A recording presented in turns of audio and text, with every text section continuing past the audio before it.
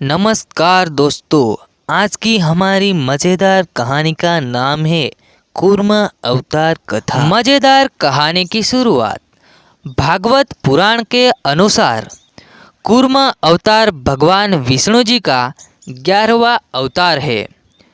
एक बार देवराज इंद्र के शौर्य को देखते हुए दुर्वासा ऋषि ने देवराज इंद्र जी को पारिजात नामक एक पुष्प की माला भेंट में दी, किंतु इंद्र जी ने उस माला को स्वीकार न करते हुए ऐरावत हाथी को पहना दी और ऐरावत हाथी ने उस माला को भूदेवी के ऊपर फेंक दी। ऐसा करने पर ऋषि दुर्वासा ने क्रोधित होकर देवताओं को श्राप दे दिया। ऋषि दुर्वासा के श्राप के कारण देवताओं की शक्ति कम होने लगी। शक्ति नहीं होने के कारण देवता राक्षसों के सामने हार जाते थे। श्राप से चिंतित हुए देवताओं ब्रह्मा जी के पास गए। जब देवताओं ब्रह्मा जी के पास गए तो ब्रह्मा जी ने देवताओं को भगवान विष्णु जी के पास जाने के बारे में बताया। सभी देवता भगवान विष्णु जी के पास पहुँचे।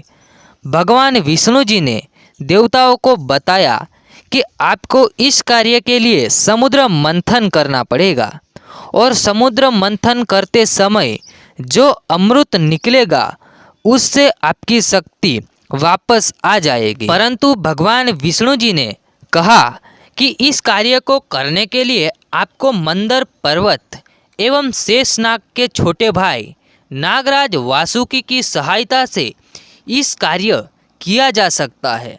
अधिक बताते हुए भगवान विष्णु जी ने कहा कि इस कार्य को करने के लिए असुरों का भी सहयोग लेना पड़ेगा। देवों ने असुरों को समझाया और अमृत की लालच में सभी असुर तैयार हो गए। मंदर पर्वत को देवों और दानवों ने खींचा, किंतु वह कार्य बहुत कठिन था।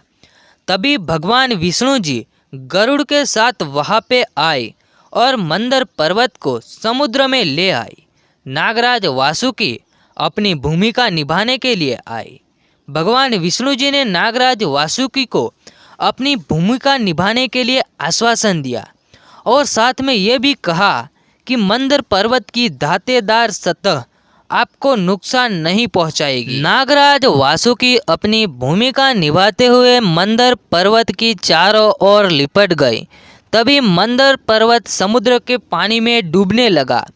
इस कार्य को देखते हुए भगवान विष्णु जी ने कूर्म अवतार लिया ताकि मंदर पर्वत पानी में ना डूबे और समुद्र मंथन हो सके। कूर्म अवतार में भगवान विष्णु जी ने अपनी पीठ के ऊपर मंदर पर्वत को टिका दिया। समुद्र मंथन के दौरान सबसे पहले हलाहल जहर बाहर आया।